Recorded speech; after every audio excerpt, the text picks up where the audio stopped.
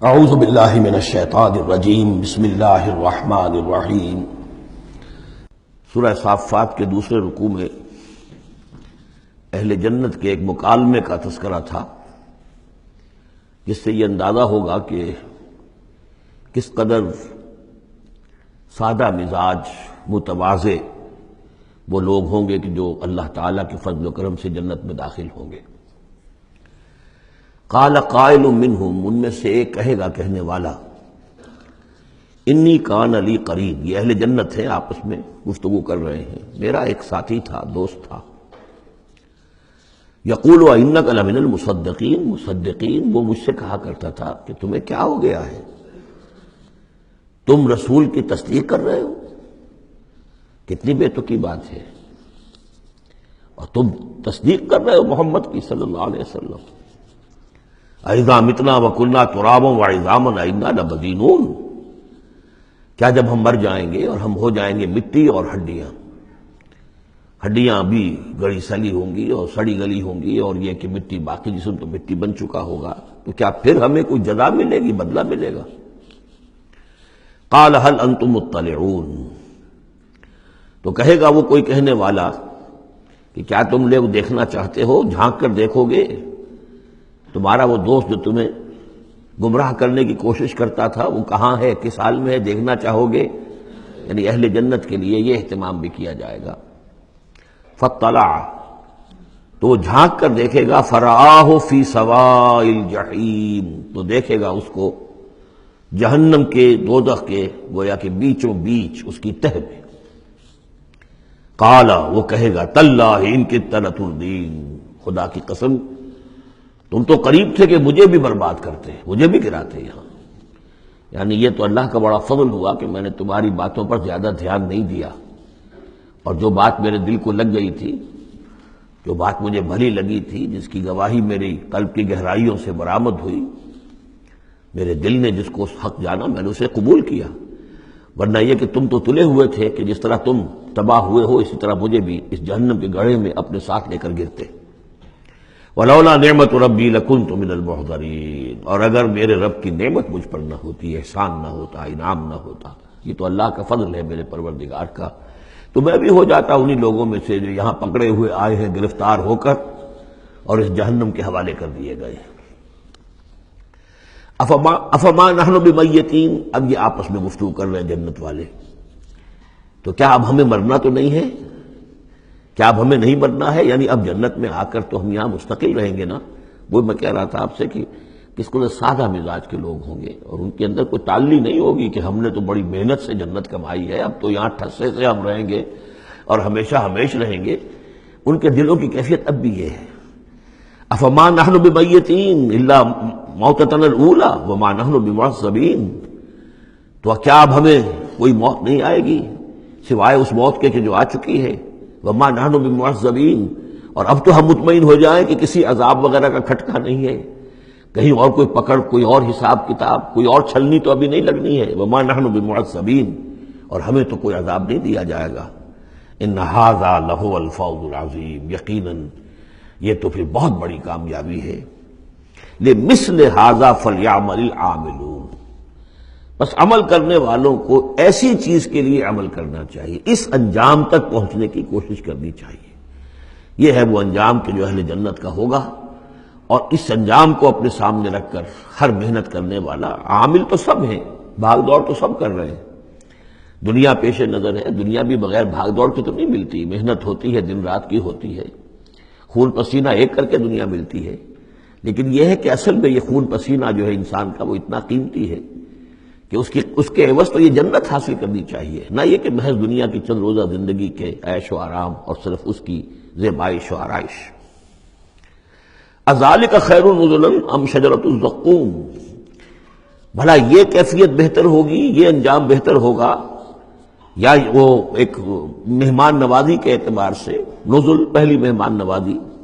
ام شجرۃ الزقوم، یا زقوم کا درخت بہتر ہوگا کہ جو جہنمیوں کو دیا جائے گا، ان کا جو ناشتہ ہوگا وہ زقوم سے ہوگا۔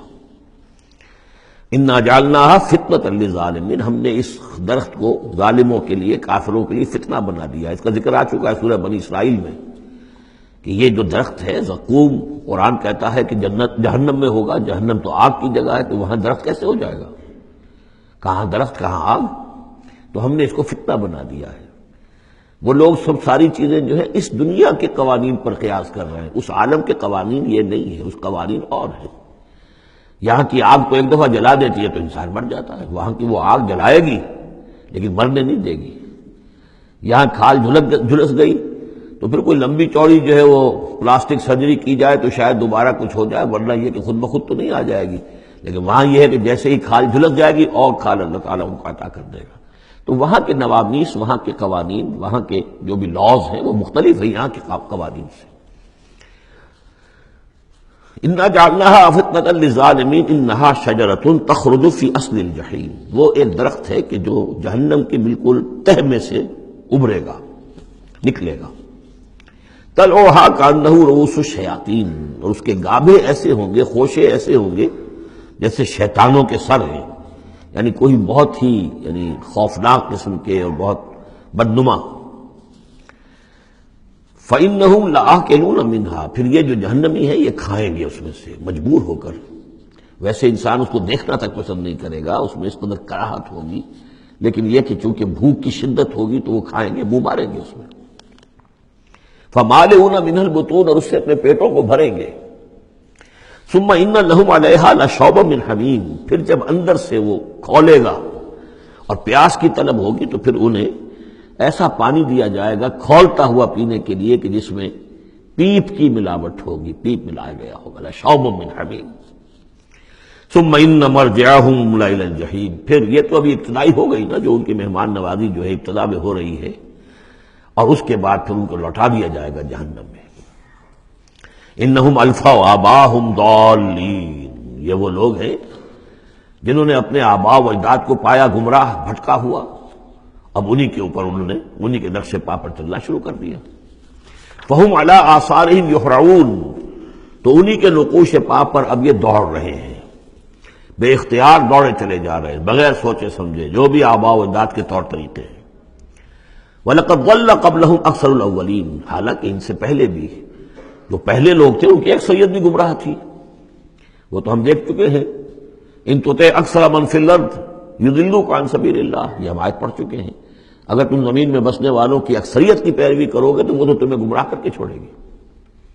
پھر یہ آیت بھی سورہ یوسف میں آ چکی ہے، وما یؤمن اکثرهم باللہ الا وهم مشرکون، کہ ان کی اکثریت جو ہے اللہ پر ایمان نہیں رکھتی مگر کسی نہ کسی نوع کے شرک کے ساتھ۔ اور شرک یہی ہوتا ہے کہ ایک بڑے اللہ کو مان کر کسی نہ کسی چھوٹے اللہ کو بھی مانا جائے، اور ہوتا یہ ہے کہ وہ چھوٹا خدا جو ہے وہ اعصاب پر سوار ہو جاتا ہے، اور بڑا تو کہتے ہیں وراء الورا وراء الورا، وہ تو ہے بیٹھا ہوا ہے، اسے اس دنیا کی فکر بھی نہیں ہے، کوئی چنتا بھی نہیں ہے، کوئی تشویش بھی نہیں ہے، وہ اپنے اندر مگن ہے۔ مشائین کا فلسفہ یہ ہے جو ارسطو کے پیروکار ہیں، اور ہمارے ہاں اکثر جو متکلمین ہیں وہ سب مشائین ہیں، ارسطو کے پیروکار ہیں اکثر متکلمین۔ تو متکلمین کے اس مشائین کا، ارسطو کا فلسفہ یہ ہے کہ اللہ تعالیٰ صرف کلیات کا عالم ہے، جزیات کا نہیں ہے، زیادہ اسے اس کائنات کی فکر ہی نہیں، اس نے بس پیدا کر دیا ہے، بس اللہ اللہ خیر صلی اللہ، کچھ قوانین بنا دیے، یہ خود بخود چل رہی ہے، اب اسے اس سے کچھ سروکار نہیں ہے۔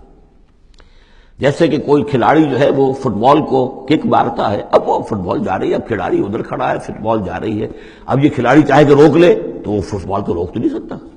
وہ تو جا رہی ہے، وہ تو زمین کی فرکشن ہے، کوئی رکاوٹ ہے، یا اس کی اپنا مومنٹم ختم ہوگا تو پھر یہ ہے کہ وہ رکے گی۔ تو یہ تصورات بھی اللہ کے بارے میں دنیا میں رہے ہیں، اور بڑے بڑے حکماء کے رہے ہیں، فلاسفہ کے رہے ہیں۔ انسان نے جب اپنے پیمانے ہیں ان پر اللہ کو ناپنا چاہا اور تولنا چاہا تو پھر اسی قسم کی حماقتوں میں انسان مبتلا ہوا۔ وَلَقَدْ ضَلَّ قَبْلَهُمْ أَكْثَرُ الْأَوَّلِينَ، ان سے پہلے بھی جو پہلے تھے، پہلوں کی اکثریت بھی تو گمراہوں پر مشتمل تھی۔ وَلَقَدْ أَرْسَلْنَا فِيهِمْ مُنذِرِينَ، ہم نے ان میں بھی اپنے خبردار کرنے والے بھیجے تھے۔ فَانظُرْ كَيْفَ كَانَ عَاقِبَةُ الْمُنذَرِينَ، تو دیکھ لو کیسا انجام ہوا ان کا جن کو خبردار کر دیا گیا تھا۔ قوم نوح کا کیا انجام ہوا، قوم ہود کا، قوم صالح کا، قوم شعیب کا، اور سدوم اور عمورہ کے شہروں کا، تم دیکھ لو کیا انجام ہوا۔ الا عباد اللہ المخلصین، البتہ ان میں سے جو اللہ کے خاص بندے تھے اللہ نے ان کو بچایا۔ صدق اللہ العظیم۔